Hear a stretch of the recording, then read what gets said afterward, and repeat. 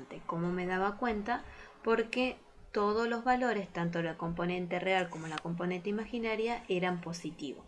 ¿Qué pasa si ahora tengo el número complejo en el segundo, en el tercer y en el cuarto cuadrante? La única diferencia va a estar en phi, que voy a tener que tener en cuenta previamente unos cálculos para determinar el valor real de phi. Recuerden que phi va a estar dado por la parte, el eje X forma positiva hacia el vector, ¿sí? Entonces, por ejemplo, en el segundo cuadrante va a ser este ángulo phi. Ahí está.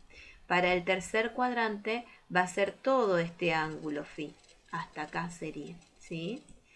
Ahí sería phi. Y para el cuarto cuadrante va a ser todo este ángulo phi. Hasta acá. De esta manera.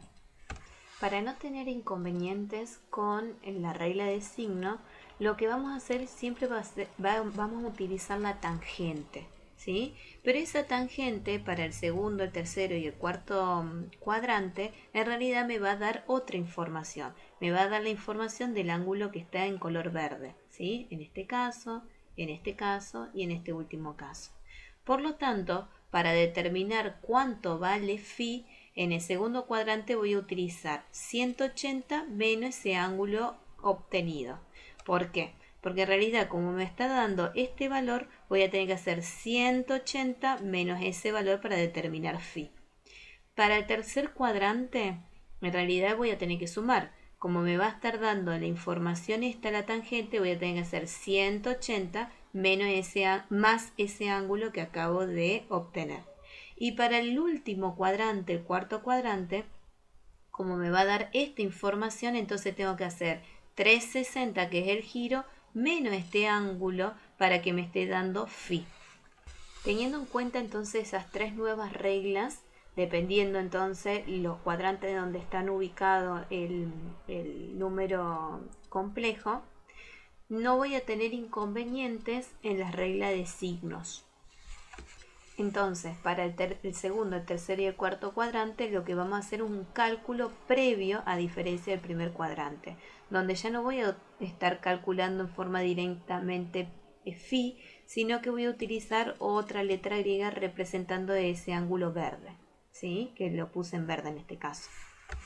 Veamos un ejemplo. Para el segundo cuadrante, la parte real es negativa y la parte imaginaria es positiva.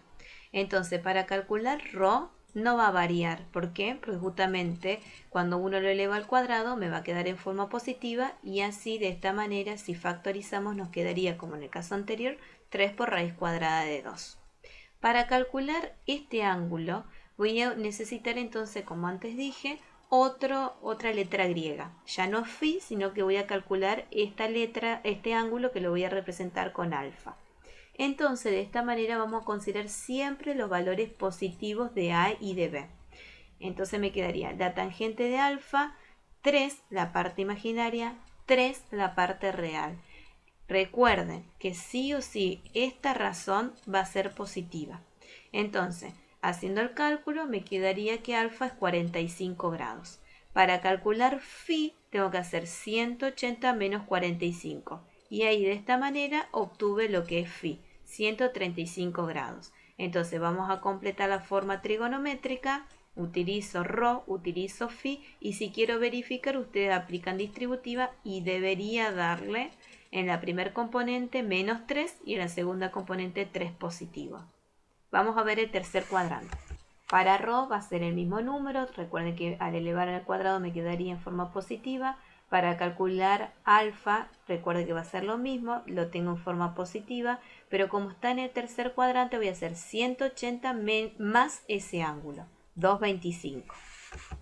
Entonces acá ya no voy a escribir 45, sino voy a escribir 225 porque está en el tercer cuadrante.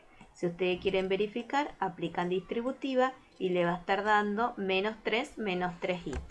Y en el cuarto cuadrante dijimos que ρ se mantiene, me va a dar 45 utilizando este ángulo verde. Como voy a necesitar phi, tengo que hacer 360 menos 45. Me da 315 grados. Por lo tanto, me quedaría de esta manera con los nuevos ángulos, acá faltó grados. Y en la última hoja estaría el resumen dependiendo el cuadrado.